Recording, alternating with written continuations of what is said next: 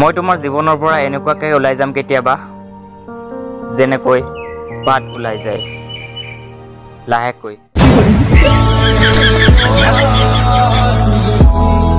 এ ভাই তই তেতিয়া বহুত প্ৰশ্ন উত্তৰ দিলি, এবাৰ তোক এটা অংক সুধিম, তই সঠিক এনচাৰ দিবা লাগিব দেই। পাৰিবি?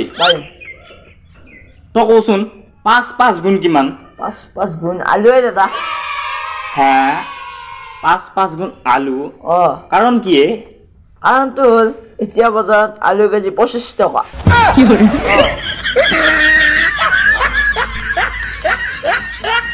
এ ভাই তাই যাব খুজিছিল, মই যাব দিছিলো, কাৰণ তাই বহুত জ্বৰত হাগা লাগিছিল।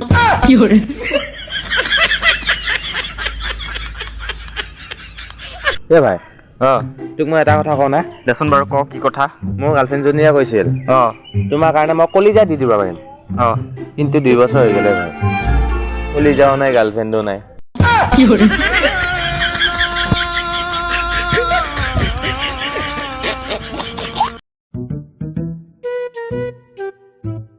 ভাই কি হ'ব ৰে? এনে বহি আছো। বইনা নাই ঘৰত? বৈনিক কিয় লাগে তোক? চাহ আহিছিলো।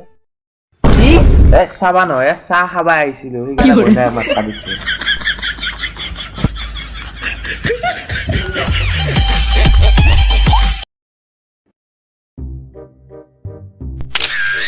দে ভাই কি কোৱা? মই এখন বাইক কিনিলো নহয়।